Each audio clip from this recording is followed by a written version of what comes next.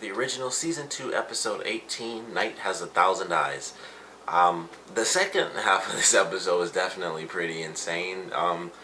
The first half, admittedly, I had to watch this episode on two separate days because the stupid on-demand thing just stopped halfway through the episode.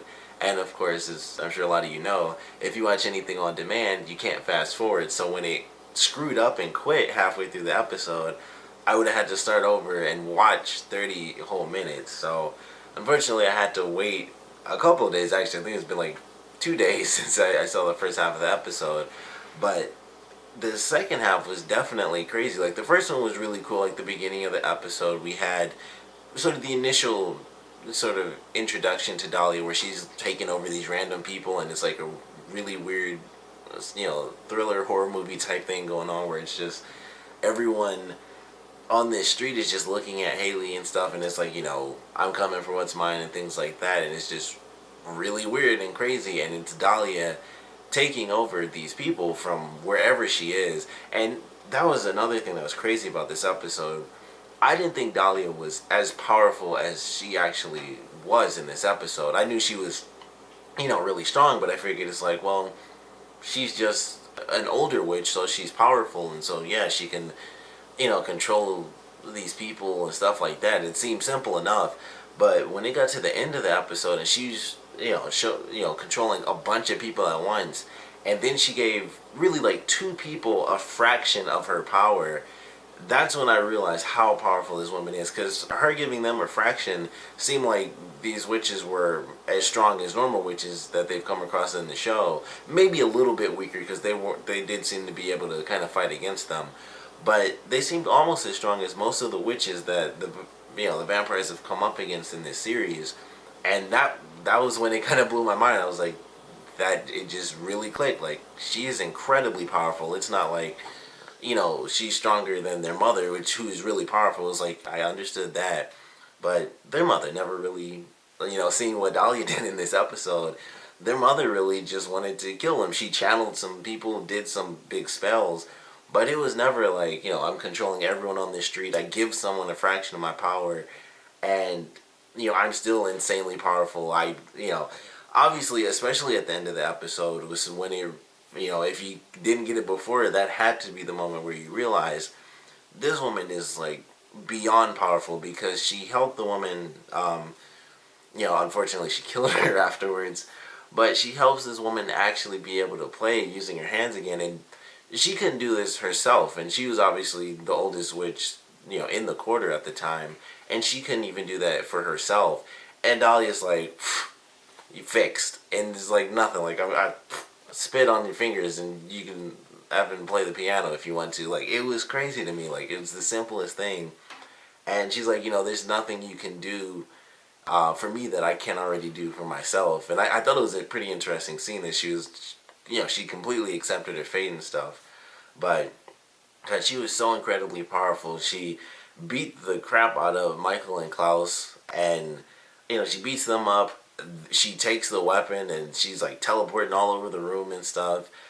Drops it into like the holy water, sets it on fire, and then that's gone. And it's like, well, that's done. So I'll see you guys later. Like, all you have to do is give me the baby, and I won't have to kill all you guys, but you won't. So I'll see you guys later. It was nice to meet you all. I'll come back and kill everybody later. But it was a crazy fight, and it was cool seeing this character who is so incredibly freaking powerful that she can only be taken out by these specific weapons, or specific materials formed into a weapon. And they do kind of mention certain things are easy to find, but the last little thing with the ashes of a Viking, that was interesting. That was something that kind of came out of nowhere, and it sucks that it happened. But the start of this episode, when things were going crazy and Michael came back into the fold, it was like, this is pretty interesting. This would be an interesting episode, or maybe even a couple episodes where they work together to take on Dahlia. At least for a little bit. They'll probably go back to being enemies again anyway. And it's like Klaus and Michael, the two people who hate each other the most in the show, they're working together, and they eventually lose, and they lose the one weapon they have, and they need these materials. They need the Viking ashes, and Klaus, admittedly, Klaus pinning Michael to the wall is like, okay, well, he didn't actually kill him right there. He's not gonna kill him, so that was it. And he asks him, like, he wants to know, like, why did you hate me so much? Like, even before all the crap happened with me being, the bastard, as he always calls him. It's like, why did you hate me? And he's upset and stuff, and he's just like, I don't know. It was like, I just did. Like, I just hated you for no reason whatsoever, and that was it. And, like, the real, salt in the wound is that he, as he mentions, like, he cares so much about Freya, who he hardly even knew, even though there are certain elements to it that make sense, like her being kind of the innocent one and things like that, and never having been turned into a vampire. Although, once again, all that stuff, like, obviously Michael had some serious issues, just hating everyone for being turned into werewolves, and, well, Klaus for being, a hybrid, and everyone else being a vampire, even though none of that was really on them. It was all on Esther, and he just kind of hated all of them after that. Like, he at least hated them a little bit. He always had a soft spot for his girls, it seemed, and even for Elijah, he didn't exactly hate, because when he first came into the show, he wasn't even trying to kill Elijah, so he kind of doesn't care enough to not kill them at all, but it's like, if you get in my way, I'll kill you, but if not, then that's fine, I'm still upset that you're a vampire, it makes me hate you for, as if it was your choice or whatever, but I wasn't expecting that. I was very surprised by that. I love the way it happened, though. I thought it was interesting where, he could say all these things to, four of his kids are in this room, and it's honestly just like, to Klaus is like, I just did. I just treated you horribly just because. I don't know why. I just did it. And then for Rebecca and Elijah, it was kind of just like an in-between sort of thing where they obviously lived through the experiences of their father coming after them, because he did hunt them. He kind of just, I guess they kind of worked through that in the Vampire Diaries, where he eventually kind of let things go a little bit for them, and ultimately it just came down to Klaus, and that was where his drive remained, really. And, it's like nothing to anyone except for Freya. Like, I'm so sorry, and it's just like, you just, like, I'm trying to get these answers, and it's just like, I just didn't care about you.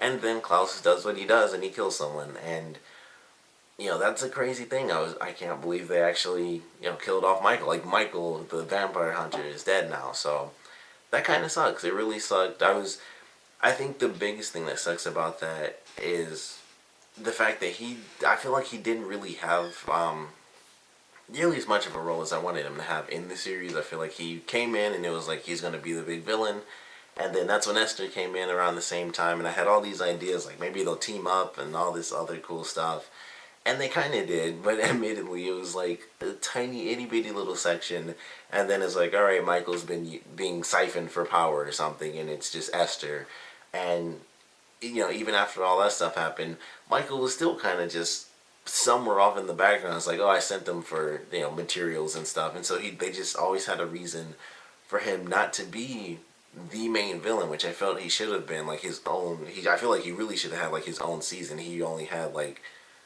maybe a couple episodes when he was actually out, and that was really it. Like, when he came back to life, I think he was instantly under the spell by Davina, and he got out of that for like one episode, and that was so that Finn, when he was still alive in the other body, it was really just to reveal that so that they could kind of move that storyline along.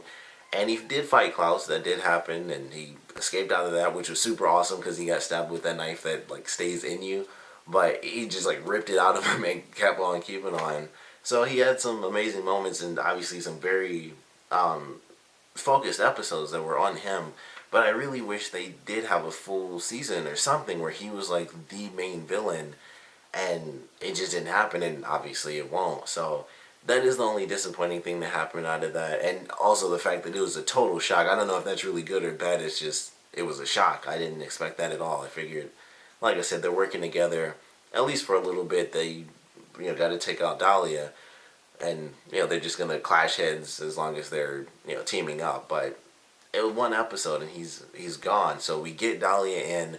Esther was gone in the last episode. Michael's been killed off in this episode. Now we really do just have Dahlia, and obviously only 4 episodes left. She still has an entire season. She's not gonna be, in the show and dealt with by the end of this season. So I don't know what's gonna take place in these next 4 episodes that could possibly be like this big cliffhanger, because they brought her in. Maybe she'll hold some hostage or something. Maybe she'll get the baby and they'll have to find her before she escapes for like the 100 years or whatever. But I'm definitely excited for it. Also, Haley taking the baby with Marcel and escaping to Algiers and basically this neutral zone. I thought that was pretty cool too. And like, she's worried about Dahlia. It's the one place where magic doesn't work. That'll probably be broken by Dahlia, because obviously she can spit on your fingers and you can do whatever you want. But I'm really excited to see how that stuff plays out, especially with Klaus, because obviously after what happened in this episode, he's going to be freaking out and all this extra crap and doing what Klaus does.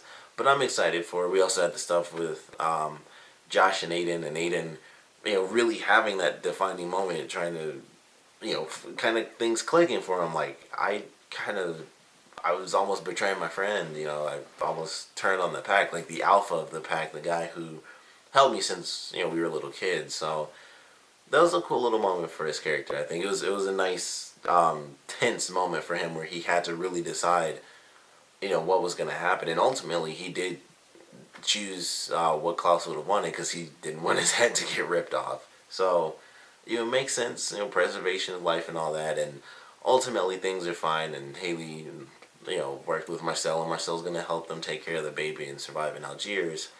And, we'll just have to see how that plays out. But I definitely enjoyed this episode. Of course, I want to know what you guys thought about it, though. So please comment below. Let me know your favorite parts, your least favorite parts. And, of course, I have to ask, what did you guys think of them killing off Michael at the end of this episode? I was, like I said, incredibly shocked. It sucks because of some of the stuff. I wish he just had much more focus on his character, because he...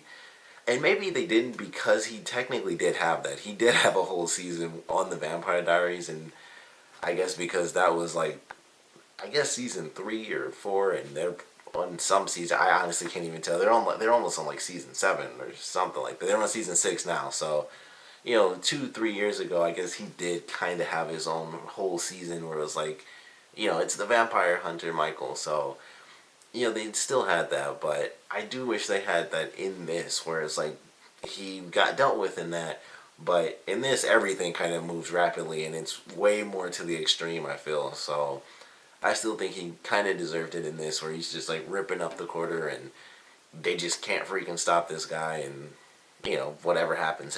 But I still enjoyed it. I still think it was a great episode, great introduction for Dahlia too. So I guess another question is kind of what you guys think of her introduction, but mostly I want to know what you guys thought about Michael and, his final moments on the series and, kind of in the lore in general. So please comment below, let me know, and thanks for watching.